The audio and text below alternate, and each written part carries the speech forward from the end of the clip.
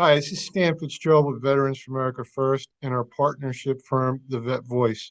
I'm representing Veterans for America First here this morning. Mr. John Chan is running for State House District 97 in Georgia, and he has applied for endorsement from Veterans for America First. John, can you tell us a little bit about your background? Sure. I have an interesting background in that I've never thought about running for office, but the way I grew up and what I see in this country made me decide, hey, I've got to step up. So my parents fled China when the communists took over in 1949, and they had to flee on foot to Hong Kong, carrying my oldest brother, who was 4 at the time. And I heard all these stories about what it was like when the communists took over. And they said the first thing that happened was the pitting of people against each other. So that's kind of what you see in the United States right now. You've got a left and a right, a racial issue, all these different issues where it's kind of like the media's pitting everybody against each other. Then there's supply chain issues. Um, when the communists took over or were about to, all of a sudden, it was hard to get a lot of certain items. And you go to the grocery store and there was nothing on the shelves. And so I see some of these similarities of also stopping what can be said. So anyways, fast forward, they went to Hong Kong and then they moved here in 1966, and I was just born a few months later. And I grew up speaking Chinese, and I went to kindergarten, not knowing very little or not knowing very much English. So I had to go to summer school for speech because I didn't sound right. Nobody could understand me. And so growing up, we were poor and, you know, but what I saw was in America, you could do whatever you wanted by applying yourself. And today, my brother owned a construction company that does historic restoration work. We've grown it to 120 employees, and we do work all over the country and even some abroad. We've attained all kinds of awards, basically every award you can think of in our industry. And you look at that, and you can't do that in a communist country. And I see what's happening today. I see super high crime. I see inflation spiraling out of control. I see supply chain issues. I see, one thing after another. The education system, the US education system is plummeting downwards. There's men and women's sports. There's all kinds of censorship, and there's pushes to take away our Second Amendment rights. And all of this leads me to believe that regular, normal citizens have to step forward and run for school boards, for mayor, for city council, for state assembly, and basically take back over this country so that there's common sense in government today rather than the waste that happens now. So that's really a lot of what my viewpoints are. Oh, absolutely. Our organization reflects those same beliefs. As far as your platform in Georgia, you covered a lot there with your Yeah. background and where you're going, but what would you be fighting for as your top three issues in the Georgia legislature? Well, number one, I would look at crime. You know, Atlanta actually has a higher crime rate per capita than Chicago now. And it keeps creeping out of the city all around. I'm in Gwinnett, which is, maybe 40 minutes from downtown, but it's creeping up here. I mean, there's a gas station that I use a lot of times when I'm coming back from like the airport. It's about maybe a mile or two from my house, and there was an attempted carjacking in the middle of the day, middle of the afternoon, I should say. And during this carjacking, the guy got up from, trying to get air in his tire, and he protested, and they shot him dead. I mean, this is so close to my house. And they're having those cars come out and do those donuts in the street, stopping all the traffic.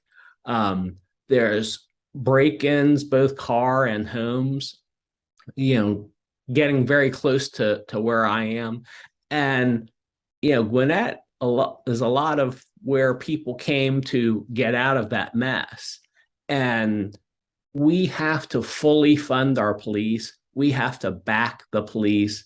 We have to support them in every way. We have to support a legal system, a justice system that really makes our citizens safe, so they can feel secure at home, so they can feel safe when they go get air in their tire, so they can feel safe when they go to restaurants.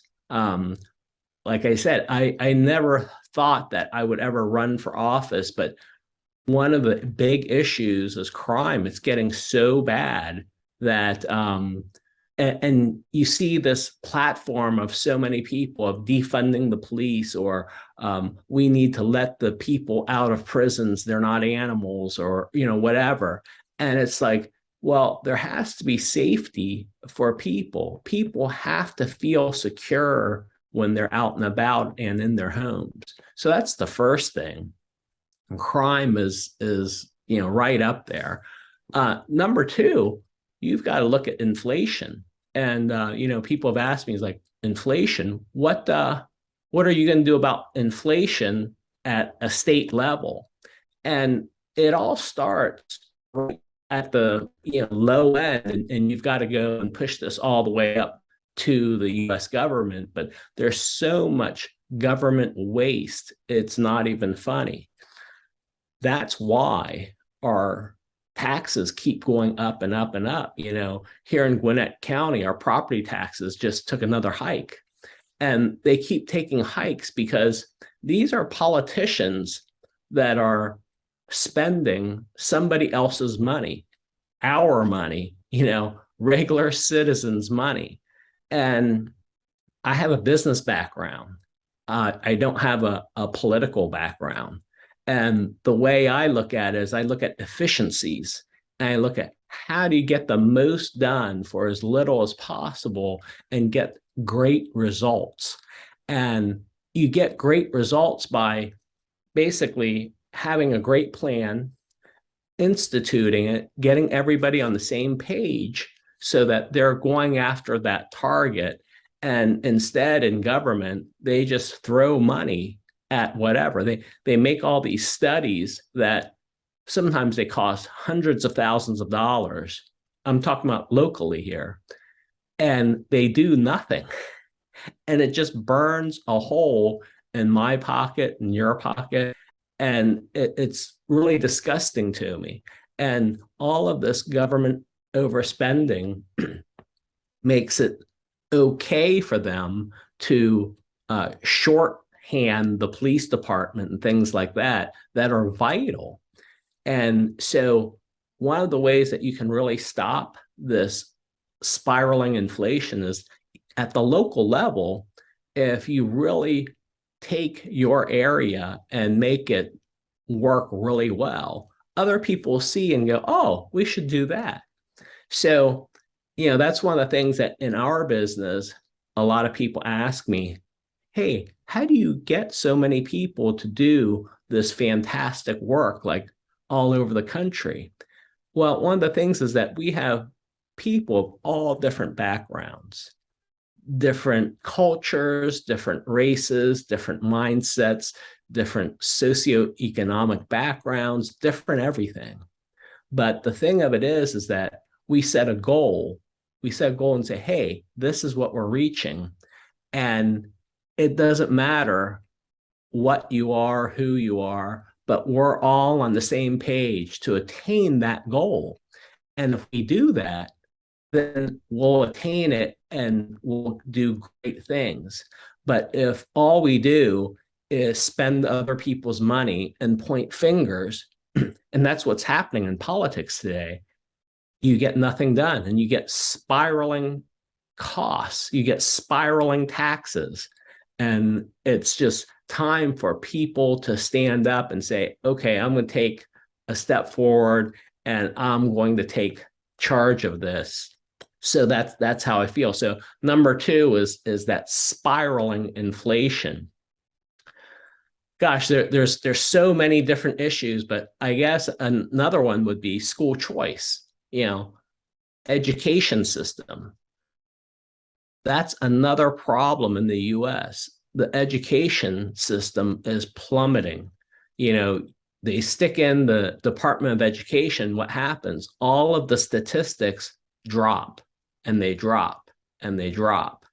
And it's because of it's being instituted at a level, the national level, and they put in things that aren't really supposed to be there. What are we teaching our kids? It should be reading, writing, and math and science and things like that.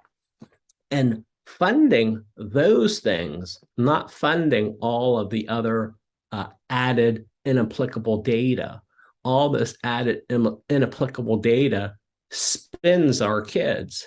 And if you have school choice, then your money goes to where the parents want it spent.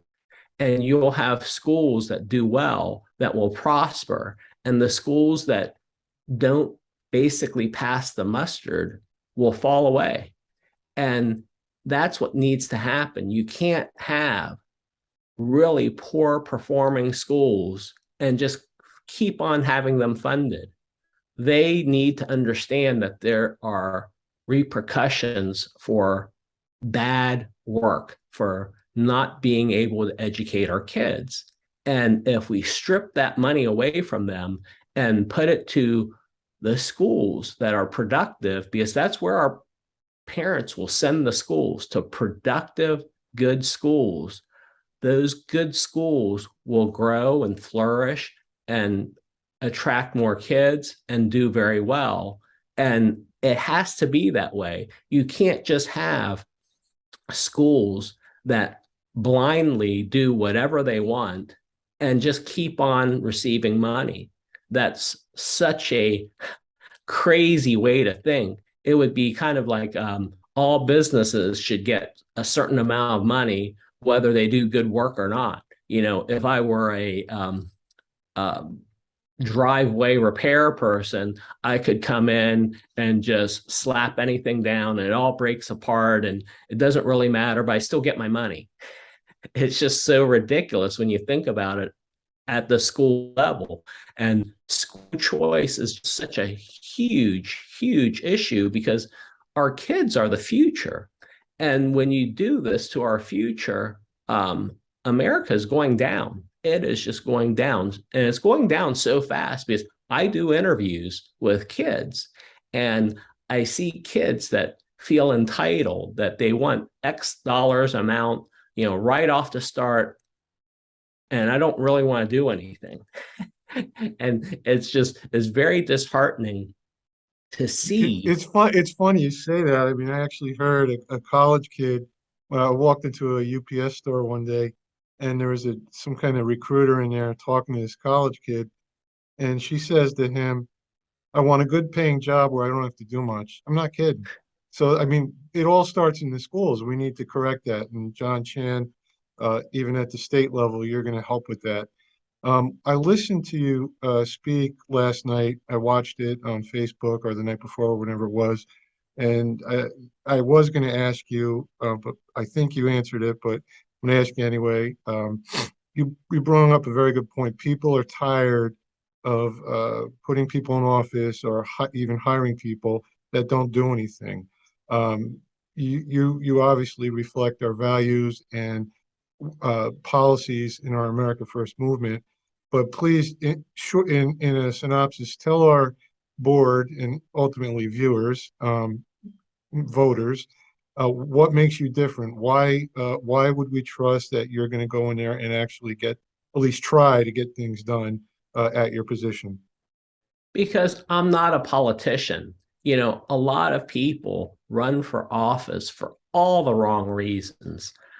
I'm not running to attain a status or power or anything else. I see that it's my duty as an American because I can, I can arrange my work so that I can leave work and basically hold this seat and bring sanity to that office. I'm different because I have a business background and I don't think about just throwing money at things and throwing money at studies that don't do anything and just throwing money at things because somebody is barking. I like to get good or great results. And the way you do it, like I said, is basically not caring about somebody barking or whatnot, but basically loving your fellow man and saying, hey, look, this is the job we've got to do. I understand that you may have different values than me, but it doesn't matter because the purpose and the job that we have to do is fixing this great nation and fixing this great state and fixing our county. And how we do that is like this. And we get everybody pointed in the right direction so that we can attain that goal. And I feel like a politician or somebody who thinks in that framework is more like, well, I've got to get along with everybody. And, if I scratch your back, he'll scratch my back and, et cetera, et cetera. And then, this is how politics works. No, that's not how politics works. And you may or may not be the most well-liked person, but you're going to get the job done. And that's how I feel that I'm different. I'm not a politician. I'm not going to, speak one way and do something else. It's Well, like, well, mhm. there you have it. John is a businessman. He's not a politician. He has a record of extraordinary business accomplishments, and he will get things done. I think I have everything I need to forward this up the chain. And please, voters in Georgia, please go to John's website, check him out. And we're going to push this to the board, and we'll have an answer for you next week. Okay, sounds great. Great talking Thanks, to you. John. It was nice listening to you, and it's encouraging. Hopefully, you take that seat. All right, thank you. All Take care right, now. bye.